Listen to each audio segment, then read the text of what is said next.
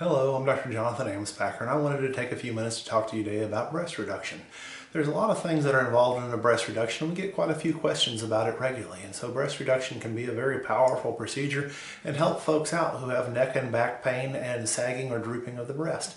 It's a very powerful procedure, and it makes a dramatic difference in the overall shape, size, profile, and appearance of the breast. In some cases, breast reduction can be covered by insurance. The problem is that there's not a real solid standard that really tells us who will be covered in every situation.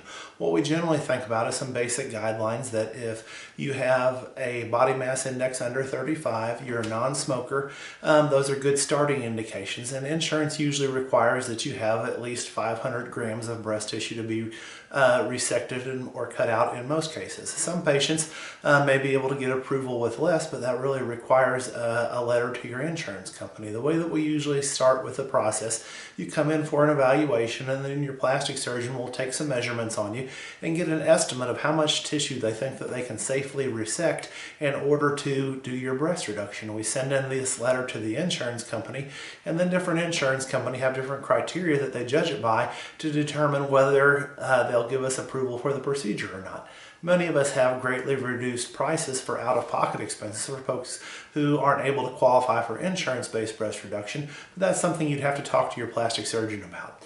Breast reduction is a very powerful procedure, and it requires a little bit of downtime. Most people require between 2 to 7 days off of work afterwards. You'll usually have some lifting restrictions for 4 to 6 weeks post-operatively, and then there will be some special instructions that your plastic surgeon will have for you for how to care for yourself and what things you should and shouldn't do after surgery. But it can help a lot of folks out, and if you're interested in proceeding, you should definitely look into getting some more information. Best of luck on your journey, and thank you.